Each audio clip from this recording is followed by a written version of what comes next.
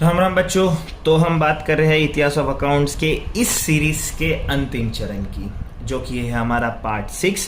अब जब हमने इतिहास ऑफ अकाउंट्स के पन्ने पलटे और हम इस सीरीज के आखिरी चरण पर आए तो हमें पता चला कि इसका आखिरी चरण है post 1947 the age of professionals, जो कि है आफ्टर इंडिपेंडेंस। अब आफ्टर इंडिपेंडेंस क्या हुआ? India founded ICAI in 1949।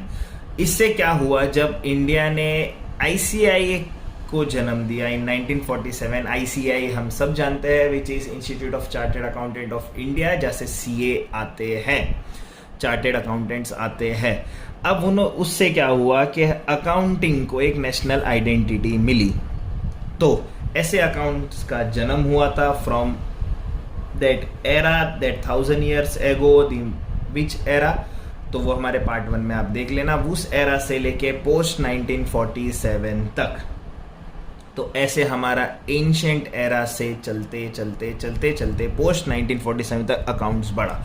So from hand returns to excel sheets, from बही खाता to blockchains, account evolved but the soul remains the same. तो accounts का एक ही काम था इन सारे एराज में, क्या क्या? Clarity, honesty and the most important part accountability. तो ये थी हमारी इतिहास ऑफ अकाउंट्स की सीरीज के 6 पार्ट। ये सीरीज यही समाप्त होती है। आगे हम और कुछ नया पढ़ेंगे, नया सीखेंगे, नया देखेंगे कि इतिहास ऑफ अकाउंट्स में और क्या क्या है, क्योंकि इतिहास हमें बहुत कुछ चीज़ें सिखा देता है।